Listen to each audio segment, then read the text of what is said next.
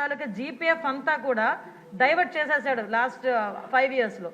దానికి కోర్టుకి వెళితే టెక్నికల్గా ఏం చెప్పారంటే అన్ఎక్స్పెక్టెడ్గా వెళ్ళిపోయింది, డబ్బులు మాకు సంబంధం లేకుండా వెళ్ళిపోయిందని ఆన్సర్ కూడా గవర్నమెంట్ నుంచి కోర్టుకి వెళ్ళిన పరిస్థితి కూడా మనం చూస్తూ ఉంటే సిగ్గుపడాలి ఈరోజు. అంటే వాళ్ళు దాచుకున్న వాళ్ళ సొమ్ము కూడా వాళ్ళకి తిరిగి ఇవ్వడానికి కూడా లాస్ట్ గవర్నమెంట్ 5 సంవత్సరాల్లో కూడా జగన్మోహన్ రెడ్డికి మనసు రాలేదు అధ్యక్ష.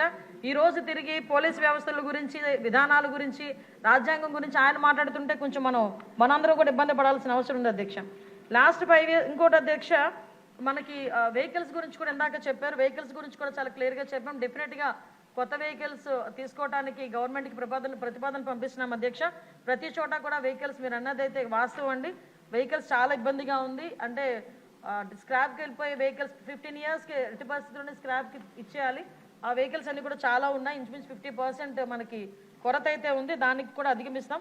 అదేవిధంగా మనందరికీ కూడా 120 లీటర్ల గురించి చెప్పారు అధ్యక్ష. యాక్చువల్గా అయితే ఏజెన్సీ లెవెల్లో ఎక్కడైనా కంపల్సరీగా కావాలి అనుకుంటే కనుక మన డిపార్ట్మెంట్ నుంచి ఎస్పీ లెవెల్లో వాళ్ళకి డీజిల్ పెట్రోల్ ప్రొవైడ్ చేయొచ్చు.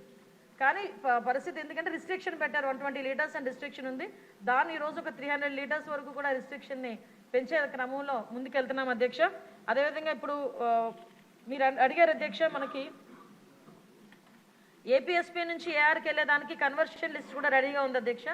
దీనికి అతి తొందరలోనే వాళ్ళందరికీ కూడా ఏపీఎస్పీ నుంచి ఏఆర్కి పంపించే ఏర్పాటు కూడా జరుగుతుంది.